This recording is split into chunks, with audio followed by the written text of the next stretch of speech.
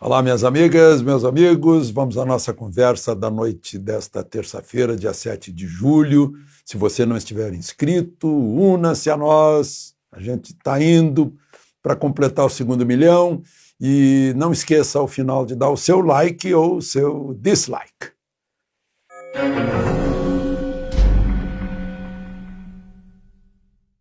Bom, a grande notícia do dia é Bolsonaro, lá por volta do meio-dia, revelando o resultado do exame de Covid-19 que deu positivo. Ele, para mostrar que estava tudo bem, ele pediu para os jornalistas se afastarem e tirou a máscara.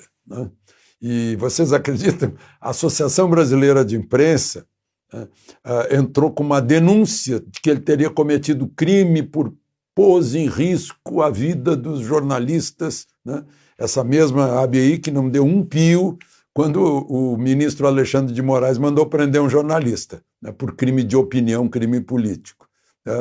Fica risível, mas enfim, cada um.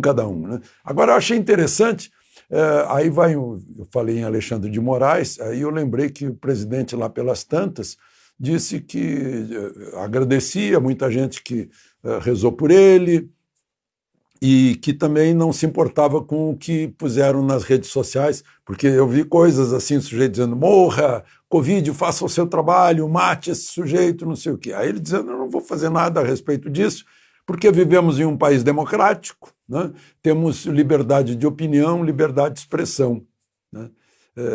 Aí eu lembrei, ai de quem fizesse isso, que está fazendo com Bolsonaro, fizesse isso para algum ministro do Supremo, especialmente ministro Alexandre de Moraes, hein? Já pensou?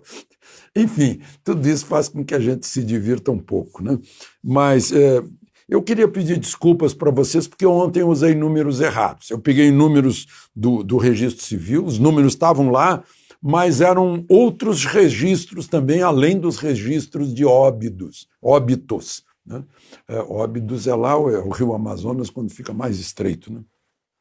Mas então, eu refiz os números, e aqui estão. A média diária de mortes registradas em cartório, ou seja, o número oficial de mortes do ano passado, foi de 3.367 mortes. Neste ano, aumentou a população, e temos a Covid. O número de mortes ficou em 3.609.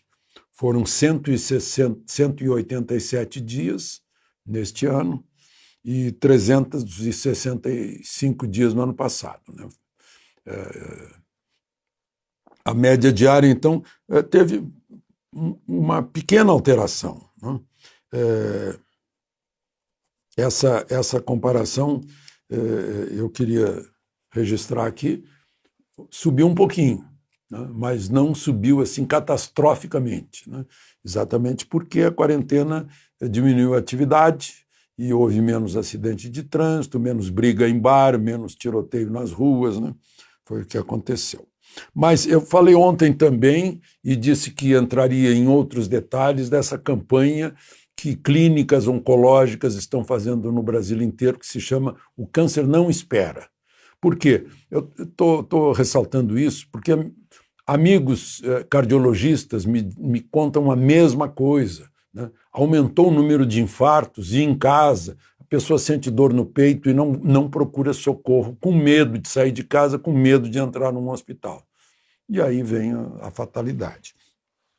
O Câncer Não Espera mostra que 70% das cirurgias oncológicas foram adiadas. O câncer não espera. Dezenas de milhares ficaram sem diagnóstico. Eles falam em 50 mil, mas certamente foi mais do que isso. 43% dos tratamentos foram adiados, cancelados, ou seja, quimioterapia, 34%, radioterapia, 9%, hormonioterapia, 31%, e outras. Desses eventos, 60% na rede do SUS e 33% em redes privadas. Então, é um efeito colateral do coronavírus, né? As pessoas estão tendo agravamento de outras doenças, né? Assim como o efeito colateral benéfico foi a redução do número de mortes violentas, né? Tudo tem consequência. Agora, depois a gente vai ver outras consequências, né? As consequências econômicas. Vocês sabiam que na França, eu vi essa notícia hoje, famílias que perderam parentes estão entrando na justiça para que as autoridades justifiquem por que não usaram os remédios conhecidos, e a gente hoje está conhecendo, sabe que não são remédios para isso, mas não tem outro, né? Por que não usaram esses remédios, né? Para prevenir e para tratar nos primeiros sintomas, né? O presidente Bolsonaro, agora no fim do dia, deixou-se filmar tomando a terceira dose de hidroxicloroquina. Disse, olha, eu estava mal, não estava me sentindo bem e agora estou começando a me sentir bem já no terceiro dia de sintomas. É mais ou menos esse o quadro que a gente vê aí de tanta gente e do relato de tantos médicos, né? É uma coisa óbvia, né? Mas há uma teimosia daquela fé ideológica, aquela religião ideológica, né? Então, lá na França, as famílias estão entrando na justiça para saber por quê. Por exemplo, que aquele professor, acho que Didier Raoult, lá de Marseille, né, mostrou no hospital dele, mostrou os resultados e o governo nem assim concordou, né? Como fez o governador Helder Barbalho lá em Belém, quando percebeu que, olha, já que não tem tu, vai tu mesmo, né, autorizou os médicos e a rede pública, e todo mundo usou o tratamento preventivo, curativo nos primeiros sintomas, né? E foi o milagre de Belém, como chamaram, né? Agora, tem outro milagre aí, né? O Covidão. O Covidão faz milagre, dá milhões aí de contratos, né? De superfaturamento de contratos. Agora, na manhã de hoje, teve mais uma ação da Polícia Federal, agora em Aracaju, né? Chama-se Operação Seródio. Seródio é temporão, é fora do tempo, é extemporâneo, é envelhecido. Eu confesso que ainda não captei a intenção desse nome. A Polícia Federal é rica, é criativa em dar nomes às operações. E a Polícia Federal com a CGU, né? o Controle Corregedoria Geral da União, de um hospital de campanha. Arranjaram lá, né? E de um hospital de campanha. Aí, já que eu estou falando aqui de gente metendo a mão, né? Aproveitando-se do coronavírus, eu queria falar do senhor Fabián Gutiérrez, né? Só para a gente lembrar, né?